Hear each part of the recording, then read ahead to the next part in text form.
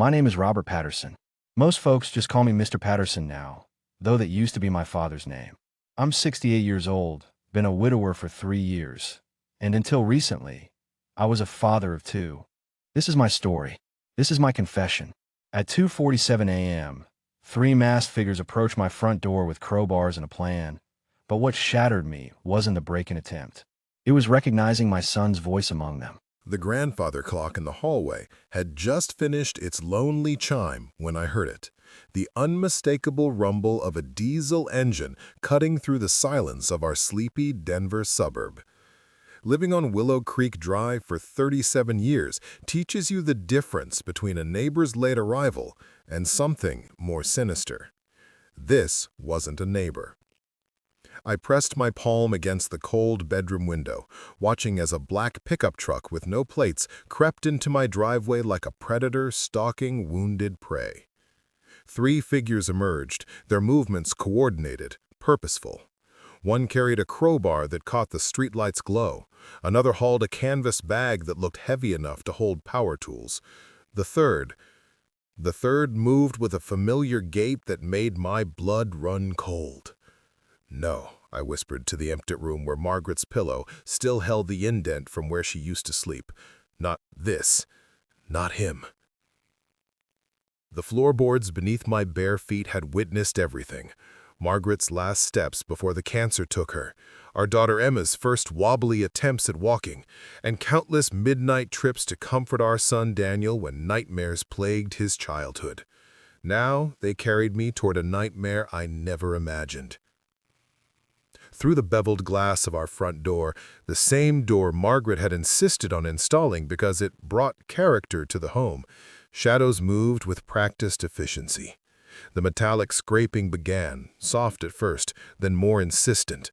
They were working the lock, the deadbolt Margaret and I had installed together on our 5th anniversary, joking about keeping the world out while keeping our love in. My hands found the phone first, then the shotgun I'd kept locked in the bedroom closet since my Army days. 911, what's your emergency?" The dispatcher's voice sounded impossibly calm. "3 men are breaking into my home at 4782 Willow Creek Drive," I said, loading shells with fingers that had steadied themselves through Vietnam, but trembled now. "Send units immediately." "Sir, are you in a safe location?" "Safe?" I almost laughed. "How could anywhere be safe when the danger came from within your own bloodline?" The scraping intensified. Through the door I heard voices. 2 I didn't recognize. But the third, God help me, the third was giving instructions in the same voice that had once asked for bedtime stories, begged for just 5 more minutes at the park, promised to make me proud. "The old man's probably dead asleep. Should be quick, in and out. He won't even know until morning." If you've ever felt your heart break into pieces you can't put back together, you'll understand what happens next. Don't scroll away. Hit subscribe, because someone you love might need to hear this story before it's too late. I raised the shotgun, my voice carrying 30 years of military authority through the door. "I'm armed, and the police are already on their way. Leave, now." The scraping stopped. Urgent whispers, feet scrambling. The diesel engine roared to life, and they vanished into the night, leaving me standing in my foyer with the terrible knowledge that my son, my Daniel, had just tried to rob me. But this wasn't where our story began. No, to understand how a father ends up pointing a gun toward his own son's voice, you need to know about the dinner that started it all.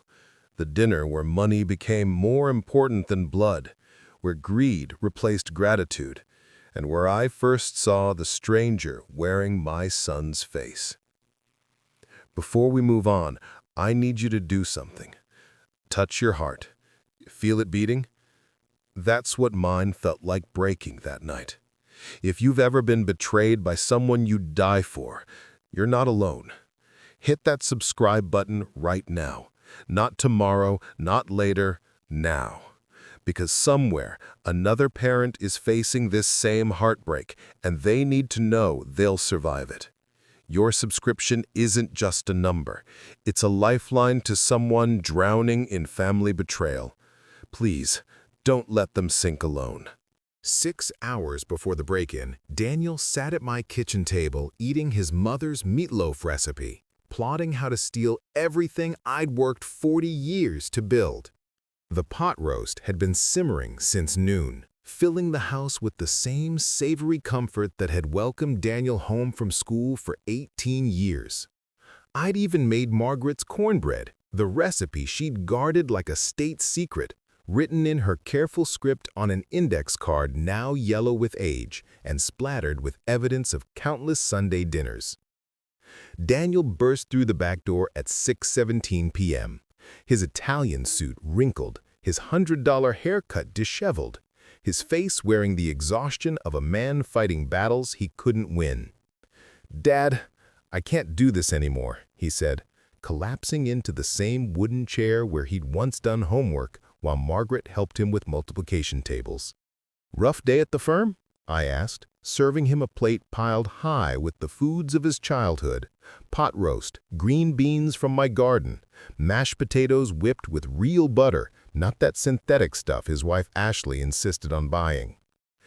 "Ashley's lost her mind," he said between bites, the comfort food loosening his tongue.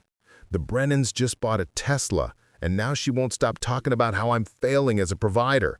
A Tesla, Dad! Like our BMW isn't enough?" I poured him coffee from the percolator Margaret had received at our wedding. Still worked better than any modern machine. "Marriage is about building together, son, not competing with neighbors." "Tell that's Ashley." His laugh held no humor. "She literally printed out my colleague's salary from some website, shoved it in my face at breakfast, said if Brad Morrison could afford a vacation home in Aspen, why can't we?" The grandfather clock, a wedding gift from Margaret's parents, ticked steadily in the hallway, marking time the way it had through every crisis and celebration of our marriage. I watched my son's face, searching for the boy who had once been content with a second-hand bicycle because he knew Daddy worked hard for every penny. "You know," I said carefully, slicing the apple pie I'd baked that morning, "sometimes the richest people are the poorest in spirit." Daniel's phone buzzed against the oak table Margaret had refinished 3 times over, each restoration a labor of love. He glanced at it, frowned, then deliberately turned it face down. "That's probably Ashley texting about something else we can't afford." Stop here for just a second. If you've ever watched someone you love change into someone you don't recognize, comment below. Your story matters, and subscribing means you're not alone in this pain. We ate in comfortable silence until Daniel's second helping, when I made the mistake that would change everything. "Funny thing happened yesterday," I said, refilling his coffee. "Real estate agent named Patricia Chen called, offered $800,000 for the house." The fork stopped halfway to his mouth. Potato and gravy dripped back onto the plate as his eyes widened with a look I'd never seen before. Pure, calculating greed. "800,000? His voice climbed an octave. "Dad, that's life-changing money." "It's just a house to them," I replied, immediately regretting opening this door.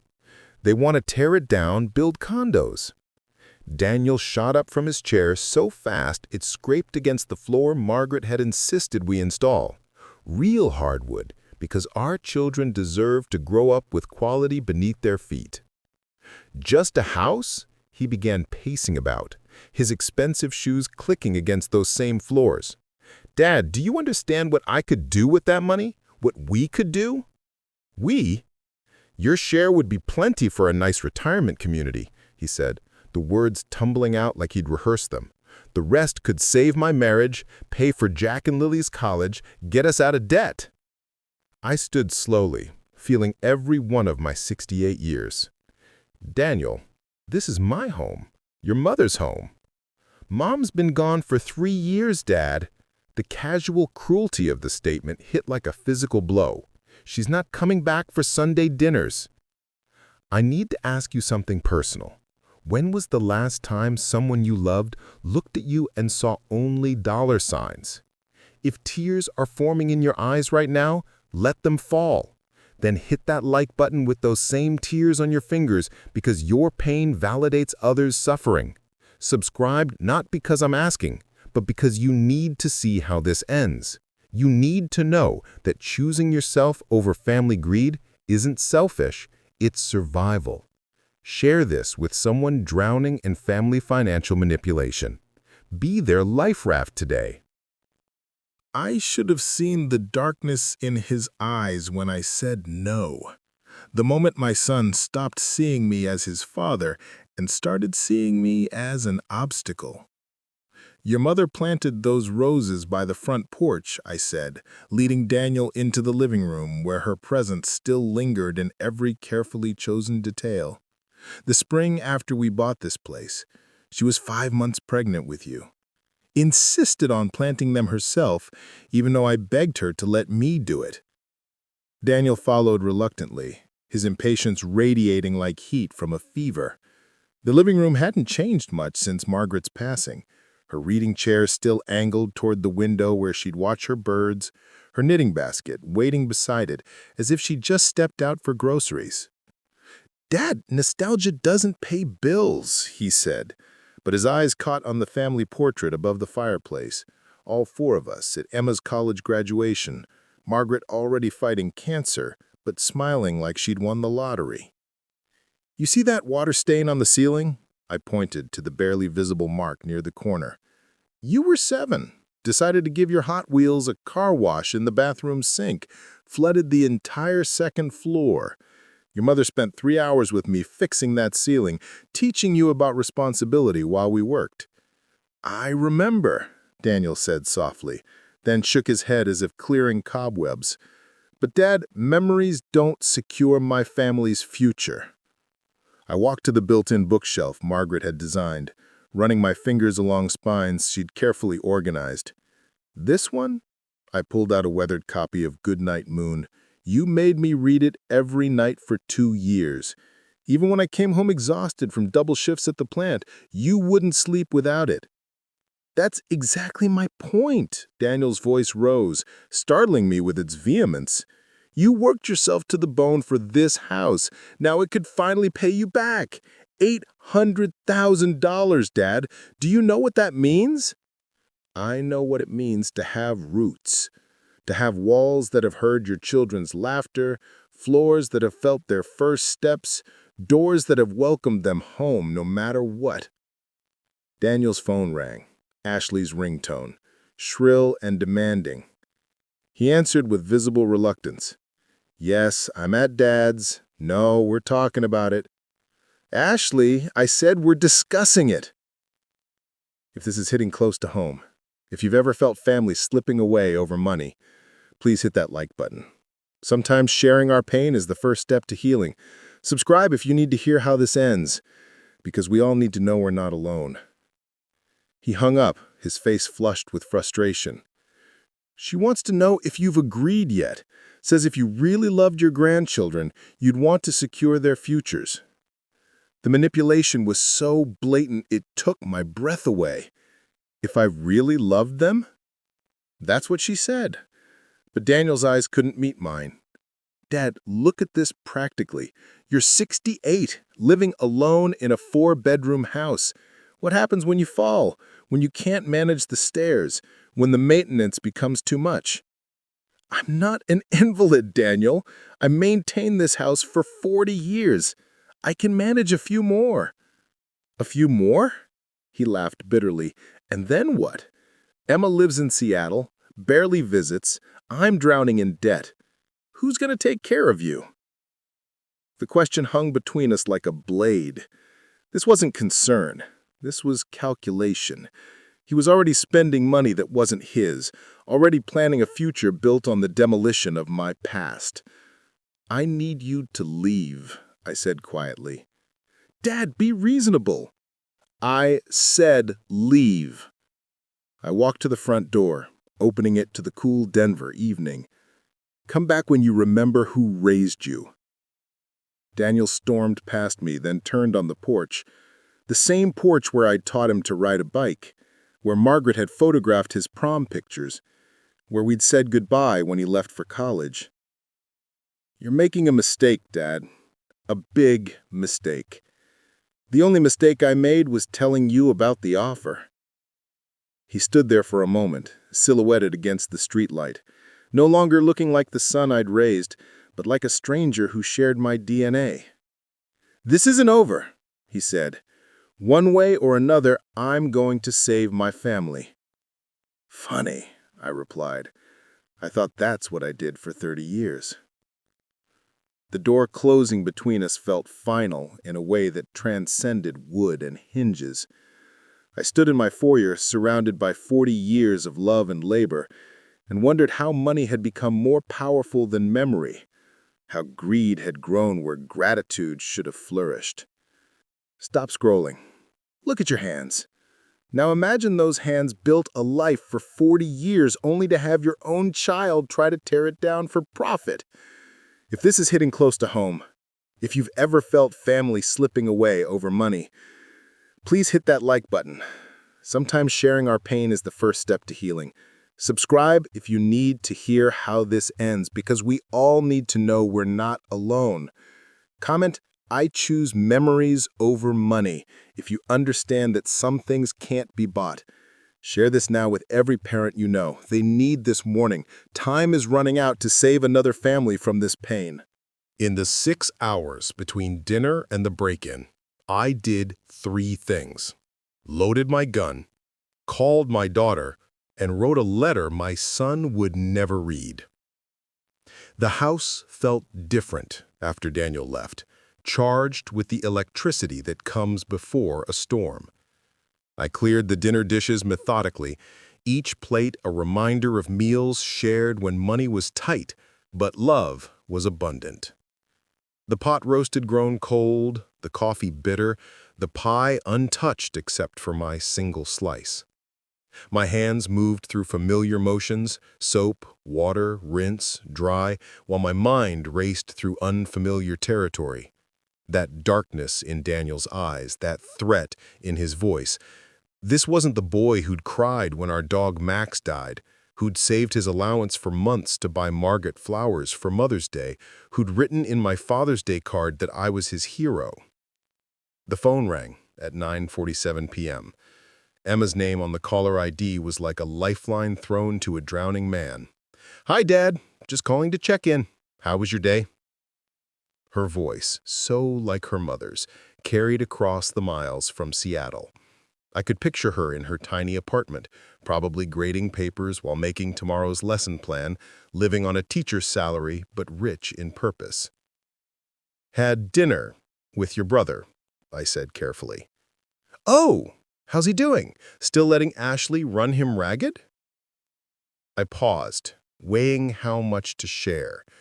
Emma had always been the empathetic one, the peacemaker, the one who'd inherited Margaret's ability to see the best in people even when they showed their worst.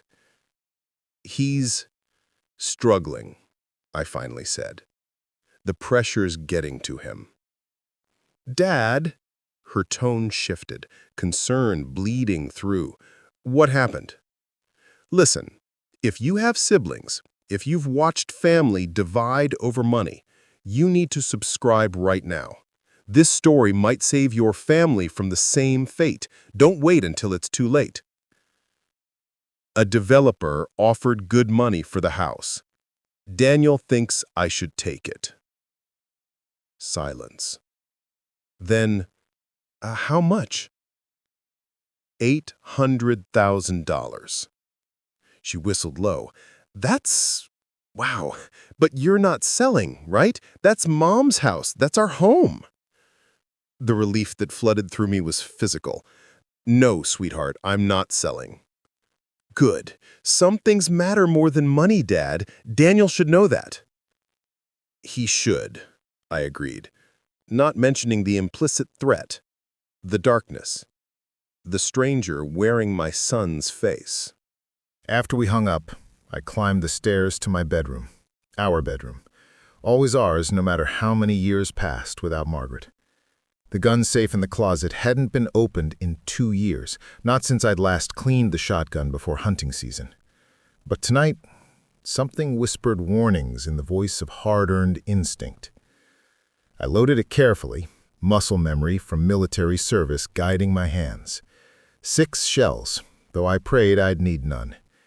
The weight of it felt wrong in the house where I'd raised children, where violence had never crossed our threshold. At my desk, Margaret's anniversary gift from our 25th, I pulled out paper and pen. Real paper, real ink, because some things shouldn't be typed. "Daniel," I wrote, "if you're reading this, something has gone terribly wrong. I want you to know that despite everything, I love you. I loved you when you were born 2 weeks early and fought for every breath. I loved you when you struck out in Little League and cried in my arms. I loved you when you graduated college, when you married Ashley, when you gave me grandchildren. But love doesn't mean enabling destruction. Love doesn't mean watching you become someone your mother wouldn't recognize. She always said you had my stubbornness and her heart. I see the stubbornness, son, but where did your heart go? This house isn't just property. It's the summary of a life well lived, of promises kept, of love made tangible in wood and stone. Your mother's spirit lives in these walls, in the kitchen where she taught you to cook, in the yard where she grew tomatoes you'd steal before they ripened, in the bedroom where she read you stories when thunder scared you. If you've done something desperate, know that I forgive you. But forgiveness doesn't erase consequences. Every choice we make builds the foundation of who we become. What are you building, Daniel? What legacy will Jack and Lily inherit? Money stolen from family, or integrity earned through struggle? I'm leaving everything to Emma and the grandchildren. Not because I love you less, but because I love you too much to fund your destruction. Maybe losing everything will help you find what matters. Your father, who remembers the boy you were and mourns the man you've become. I sealed the letter, wrote Daniel's name across the front, and placed it in the desk drawer. Then I sat in the darkness, shotgun nearby, waiting for what my paternal instinct insisted was coming. This is the moment where I need you to make a choice. Either you're going to let this story disappear into your watch history, or you're going to ensure others hear it. Right now, someone's parent is being manipulated by their own child over money. Right now, someone needs to know it's okay to protect themselves. Your subscription could be the sign they need to stand firm. Hit subscribe, then share this immediately. Type "I stand with parents who choose principles over manipulation" in the comments. Do it now while you still feel this fire in your chest. Tomorrow might be too late for someone. When I heard my son's voice directing criminals to break into my home, 30 years of love collapsed into 3 seconds of heartbreak. At 2:47 a.m., they came. I dozed fitfully in the bedroom chair, the shotgun across my lap like a sleeping cat. The diesel engine's rumble jolted me fully awake, too loud for stealth, too intentional for innocence. Through the window, I watched them exit the truck with the coordination of people who'd planned this carefully. The one with the crowbar was thin, nervous, constantly checking over his shoulder. The one with the bag was older, methodical, professional. But the third tried to stay in shadows, speaking in low tones that carried on the still night air. Remember, the old man keeps cash in his office. Jewelry's in the master bedroom, top dresser drawer. There's a safe behind the painting in the hallway. Probably won't have time for that unless he's completely out. My son's voice, describing my home's layout like a blueprint for thieves. The office where I'd helped him with homework. The bedroom where Margaret had passed. The hallway where his height marks still climbed the doorframe. They approached with confidence born from inside information. No hesitation about which door to target, no confusion about the house's layout. The scraping of metal on metal began immediately, practiced, purposeful. "How long?" the nervous one asked. 5 minutes tops. These old locks are nothing." "The old man's probably dead asleep," Daniel said from the shadows. "He takes sleeping pills since Mom died. Won't hear a thing." The casual cruelty of the lie revealed more than any accusation could. He was willing to drug me in their minds, to make me vulnerable, to ease whatever conscience they might have about robbing an elderly man. If your heart's breaking right now, if you can't imagine this betrayal, please subscribe. Share this story. Someone needs to hear that they're not alone in family betrayal. Hit that notification bell. Don't let pain isolate you. I crept down the stairs, avoiding the third step that creaked, the seventh that groaned. Every sound the house made was familiar, a symphony I'd conducted for decades. In the foyer, I positioned myself with clear sight lines, the shotgun ready, but not eager. The lock clicked. They had defeated it faster than expected. "I'm armed," I called out, my voice steady despite my shattering heart. "The police are already on their way. This is your only warning." The scraping stopped. Urgent whispers. Then Daniel's voice, trying to disguise itself, but failing. He's bluffing. Probably doesn't even remember where he keeps the gun. "I'm not bluffing, Daniel." Silence. Complete, deafening silence. Then scrambling feet, the diesel roaring to life, tires squealing against pavement. They fled like shadows exposed to light, leaving me standing in my foyer with the knowledge that my son had not only planned to rob me, but had recruited others to help. The police arrived 18 minutes later. I gave them descriptions of 2 suspects, claimed the third had stayed in the truck. The lie tasted like ashes, but sending my own son to prison felt like a failure that would destroy what little remained of our family. Detective Murray, a man near my age with eyes that had seen too much, took my statement with professional detachment. "Any idea why they'd target you specifically, Mr. Patterson?" "No idea. Random, probably." He studied me with those knowing eyes. "Random crews don't usually know about safes behind paintings, sir." I met his gaze steadily. "Lucky guess?" He closed his notepad slowly. "Mr. Patterson, sometimes the danger comes from inside the house. If you need help, real help, my card's right here." After they left, I sat in Margaret's chair as dawn painted the mountains pink and gold. The house felt different now, violated not by strangers, but by blood. Every room held memories now tainted by betrayal. The kitchen where I had fed him dinner while he planned to rob me. The living room where I had shown him family photos while he calculated their resale value. The porch where he'd threatened me before recruiting criminals to finish what greed had started. My phone rang at 7 a.m. Daniel. "Dad, I just heard from the Hendersons that police were at your house. Are you okay? What happened?" The performance was Oscar-worthy. Concern, fear, perfectly calibrated parental worry. If I hadn't heard his voice directing criminals 6 hours earlier, I might have believed it. "Someone tried to break in," I said flatly. "I scared them off." "Oh my God, Dad. Do you want me to come over? Are you hurt? This is exactly why you shouldn't be living alone in that big house." The manipulation was breathtaking.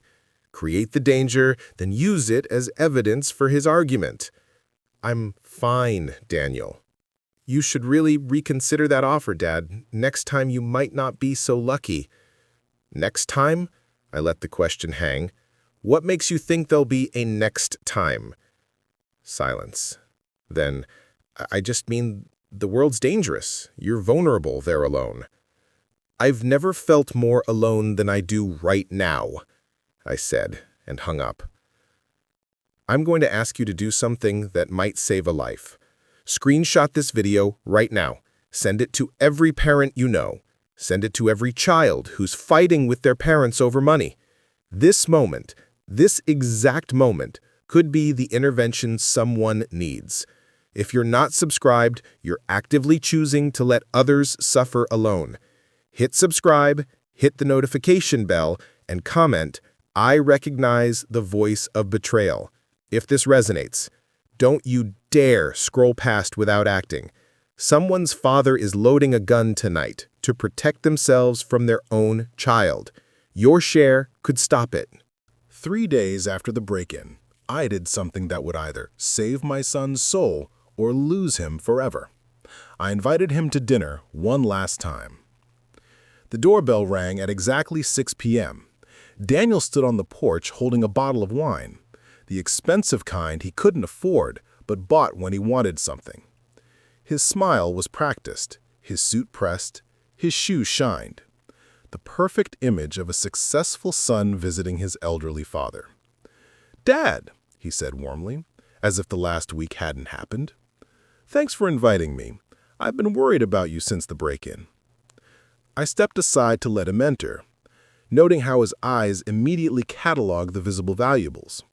Margaret's china in the cabinet, the silver on the mantel, the paintings on the walls. Even now he was calculating. "Dinner's ready," I said, leading him to the kitchen where I had prepared the same meal as last week. Pot roast, green beans, mashed potatoes. Margaret's recipes, made with hands that shook not from age, but from what I was about to do. He sat in his usual chair, pouring wine with steady hands. "This looks amazing, Dad, just like Mom used to make." "Exactly like," I agreed, serving his plate, down to the last detail. If you've ever had to confront someone you love with an unbearable truth, you know this feeling. Subscribe now, because sometimes we need witnesses to our hardest moments. Don't face this alone. We ate in silence for several minutes. The grandfather clock ticked. The house settled. The weight of unspoken truths pressed down like atmospheric pressure before a storm. "I know it was you," I said quietly. His fork paused halfway to his mouth. "What?" "Thursday night. The break-in. I recognized your voice, Daniel." The fork clattered to his plate. His face cycled through emotions: shock, denial, anger, finally settling on indignation. "That's insane. You think I would—" "Stop." I pulled out my phone, touched the screen. His voice filled the kitchen. "The old man's probably dead asleep, won't hear a thing." I'd recorded everything that night. Phone in my pajama pocket, knowing I might need proof even if I never used it. Daniel's face drained of color. His mouth opened, closed, opened again like fish gasping for air. "Dad, I can explain." Can you explain how you stood in this kitchen, eating food I cooked with love, while planning to rob me? Can you explain how you recruited criminals to break into your childhood home? Can you explain how you became someone who would terrorize your own father for money? It wasn't supposed to— Ashley said if I didn't, the kids need— He stopped, shoulders sagging. "I'm drowning, Dad. I'm drowning, and you're sitting on a life preserver, refusing to throw it." "I'm sitting in my home," I corrected. "The one I earned through 40 years of honest work. The one where your mother died. The one where you grew up. And you sent criminals to take it from me? I was desperate." "No, you were greedy. Desperate people take second jobs. Greedy people steal from family." He stood abruptly, chair scraping. "What are you going to do? Call the police? Send your own son to prison?" "No," I said, pulling out an envelope. "I'm going to give you what you wanted." His eyes lit up with hope that made me sick. "You're selling?" "No, I'm giving you your inheritance early. $20,000. It's what I saved for you, what your mother wanted you to have. Take it and go." He stared at the envelope. "20,000? The house is worth 800,000. "The house is mine. This money is yours. The last thing you'll ever get from me." "You can't be serious." I stood, feeling every one of my years. "I've already changed my will. Everything goes to Emma and the grandchildren in trust. You get nothing else. Ever." "Dad, please." "You broke into my home, Daniel. You violated everything sacred about family. You chose money over blood. Greed over gratitude. Your mother would be heartbroken. Don't bring Mom into this. She's in everything, I shouted, surprising us both. She's in these walls you wanted to tear down, in this kitchen you wanted to sell, in this house you tried to steal, and you spit on her memory for money. Tears ran down his face, the first genuine emotion I'd seen from him in years. I just wanted to provide for my family. No, you wanted to provide Ashley's wish list. There's a difference between needs and wants, between providing and competing. I taught you that. Your mother taught you that, but you chose to forget. He grabbed the envelope with shaking hands. This is it? You're really cutting me off? You cut yourself off the moment you chose to rob me instead of respect me. He walked to the door, paused, turned back. I'm sorry, Dad. I'm so sorry. I know, but sorry doesn't rebuild trust. Sorry doesn't erase choices. Sorry doesn't resurrect the son I lost to greed. Right now, in this moment, you have a choice. You can let this story end here, or you can ensure it reaches someone who needs it. There's a parent somewhere tonight facing this same confrontation. There's a child somewhere choosing between greed and gratitude. Your subscription, your share, your comment could be the tipping point. Type, I choose family over money if you understand. Hit that subscribe button like your own family depends on it, because someone's does. Share this before another family breaks apart. The next chapter will destroy you, but you need to see how this ends. 6 months later, I stood in an empty house with a sold sign in the yard and a secret that would change everything, but not for the son who'd betrayed me. The moving truck pulled away at sunrise, carrying 40 years of memories to a destination Daniel would never know. I stood in the empty living room where we'd argued, where he'd chosen money over memory, where our relationship had died even if we both still breathed. Patricia Chen had been patient, waiting 6 months for my call. The final price was even better, $850,000, cash, quick closing. Every neighbor had already sold, the entire block scheduled for demolition. Soon, condos would rise where families had grown, where gardens had bloomed, where life had been lived rather than just financed. But Daniel would never see a penny of it. This is where it gets hard. If you've ever had to choose between enabling and loving, between helping and hurting, you need to subscribe. Share this with someone facing the same impossible choice. You're not alone. The money was already distributed.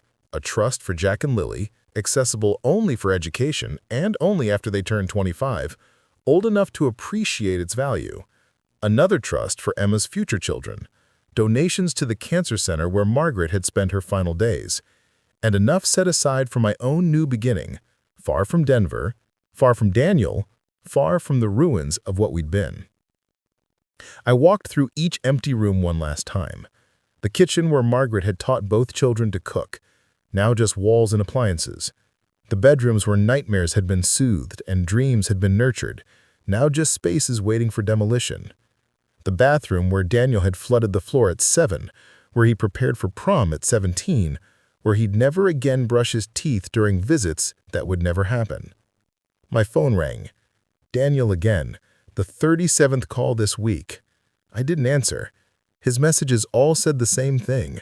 Apologies wrapped in manipulation, regret tainted by renewed requests for money. Ashley had left him 2 months ago, taking the children, filing for divorce. The $20,000 had disappeared into debts that spawned new debts. Rock bottom had become his new address. Emma understood. She'd flown in from Seattle. Helped me pack. Helped me plan. He made his choice, Dad, she'd said, holding me while I cried for the son I'd lost. You can't save someone who'd rather drown than accept the life preserver of change. The doorbell rang. Through the peephole, I saw Daniel. Thinner. Older. Wearing jeans and a t-shirt instead of his usual suit. His BMW was gone, replaced by an ancient Honda. Rock bottom had aged him a decade in 6 months. I didn't open the door.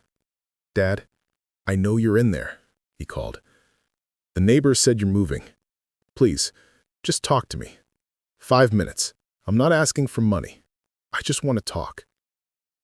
Through the window, I watched him on the porch, where he'd learned to ride a bike, where Margaret had taken first day of school photos, where he'd stood 6 months ago, threatening to find another way to get what he wanted. "I'm in therapy now," he continued. "I understand what I did, what I became. Ashley's gone. The kids won't talk to me. I lost my job. I lost everything, Dad. But I deserve that. I deserve all of it." The words sounded genuine. The pain in his voice felt real.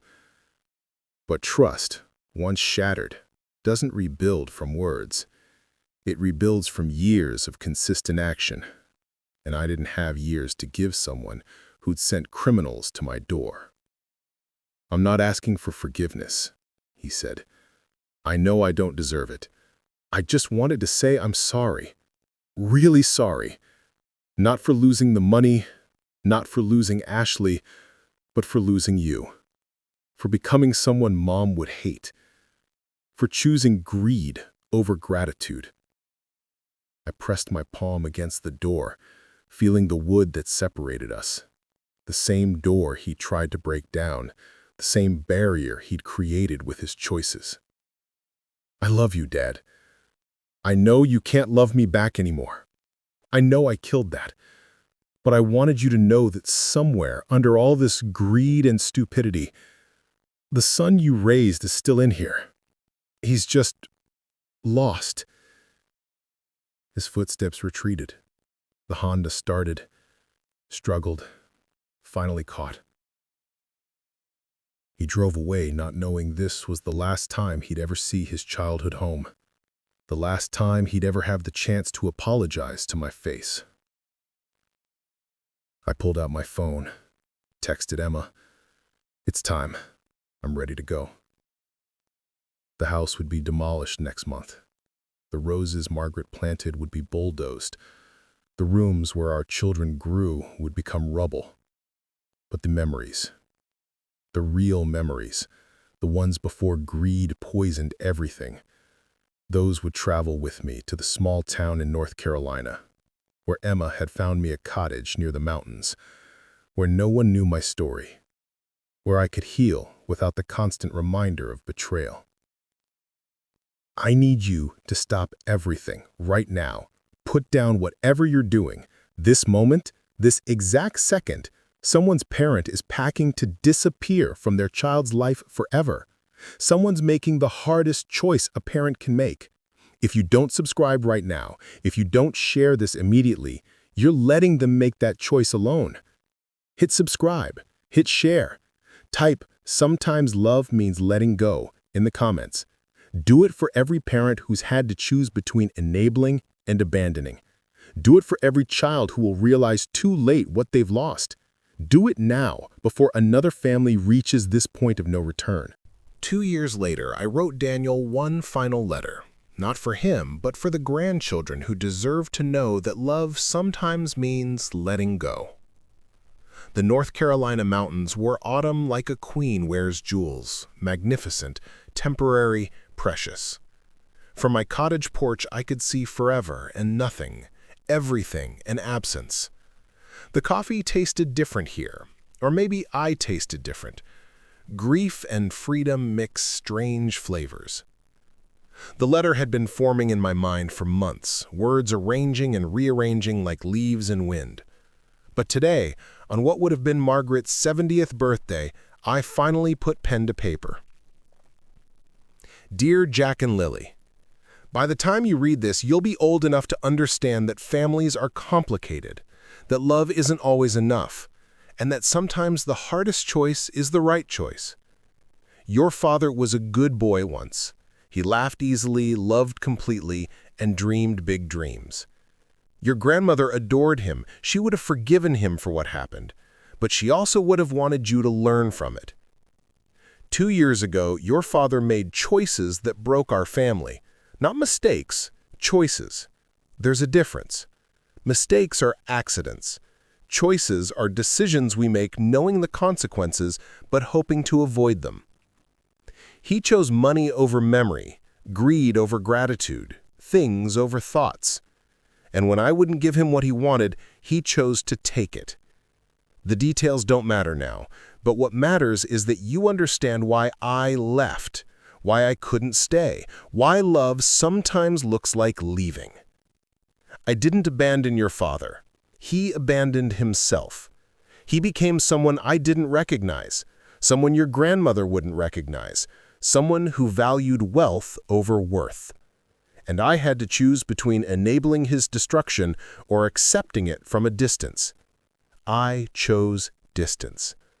Not from you, never from you, but from the pain of watching someone you love choose everything except love. There's money waiting for you. For college, for life, for dreams your father's greed couldn't steal. But more than money, I'm leaving you this story, this truth, this lesson. That integrity matters more than income, that character counts more than cash, and that the price of selling your soul is always higher than any offer. Your father might tell you a different story. He might say I was cruel, unforgiving, selfish. Maybe I was. Maybe love should be unconditional. Maybe forgiveness should be infinite. But maybe, just maybe, letting someone face the consequences of their choices is the highest form of love. I think of you every day. Emma sends pictures, tells me stories. Jack, you have your father's eyes, but hopefully your mother's heart. Lily, you have your grandmother's smile and hopefully her wisdom. You're both perfect, untainted by adult failures, unlimited by others' choices. Live good lives. Make mistakes, but own them. Dream big, but earn honestly. Love deeply, but not blindly. And remember that sometimes the greatest inheritance isn't money or property, but the knowledge of what not to become. All my love, Grandpa. P.S. The house on Willow Creek Drive is gone now, replaced by condos full of strangers. But home was never the house. Home was the people in it, the love within it, the memories made there. You can't demolish that. Trust me, your father tried. If you made it this far, if you've felt this pain and triumph, this loss and lesson, please subscribe. Share this story with someone who needs to know that choosing yourself isn't selfish, it's survival. Hit that notification bell, because every story of betrayal needs witnesses, and every act of courage needs celebration. I sealed the letter, addressed it to Emma to give them when they turned 18. Then I sat on my porch, watching the mountains change colors with the light, and thought about Margaret. I did it, sweetheart. I let him go. I saved myself. I protected what mattered. Was it right? The wind answered with silence, which felt like agreement, or maybe that was just what I needed to hear. My phone buzzed. A text from Emma. Dad, Daniel's been calling. He found out about the house sale. He's threatening to contest the will, says he was coerced. What do you want me to do? I typed back, nothing. Let him threaten, let him rage, let him learn that consequences don't have expiration dates and that some bridges, once burned, light the way forward instead of back. The sun set behind the mountains, painting the sky in shades of ending and beginning. Somewhere in Denver, Daniel was discovering that the house he'd tried to steal had been sold without his knowledge, that the money he'd counted as his had been distributed without his input, that the father he'd betrayed had disappeared without forwarding address. He'd probably hire lawyers, make threats, play victim, but you can't contest what you never had rights to. You can't claim what was never yours. You can't steal what's already gone. I stood, went inside to the cottage that had become home, and started dinner. Margaret's pot roast recipe, made for one now, but still perfect. The kitchen was smaller than Willow Creek's, the stove electric instead of gas, the view mountains instead of suburbs. Everything different except what mattered. The love in the cooking, the memory in the meal, the gratitude for another day free from those who would steal your peace and call it love. Tomorrow would be 2 years since the attempted break-in, 2 years since I heard my son's voice directing criminals, 2 years since trust died, and something else, something harder but healthier, was born. I'd mark it not with sadness but with celebration, a hike in the mountains, coffee at the local diner where they knew my name but not my story, maybe a call to Emma, definitely a prayer of thanks to Margaret, absolutely no contact with the son who chose money over memory. Some might call it unforgiving. Others might say cruel. But I call it necessary. Because sometimes the only way to save yourself from drowning is to let go of the person pulling you under, even if, especially if, that person is your own blood. The pot roast was perfect. Margaret would have been proud, and somewhere in whatever comes after this life, I think she understands. Love doesn't always mean holding on. Sometimes love means letting go before you both drown. And that's the hardest lesson a father can learn. That you can give someone life, give them everything, give them chance after chance, but you can't give them character. They have to choose that for themselves. Daniel chose differently. And so did I. Thank you for staying with this story. If it touched you, changed you, reminded you of your own worth, please subscribe. Share this with someone who needs to know that walking away isn't giving up. It's growing up. Comment below with your own story, because pain shared is pain diminished, and we're all walking each other home, one story at a time. This is it, the end, but only of this story, not of yours. Right now, you have a choice that will define who you are. You can close this video and forget everything, or you can take action that saves a family.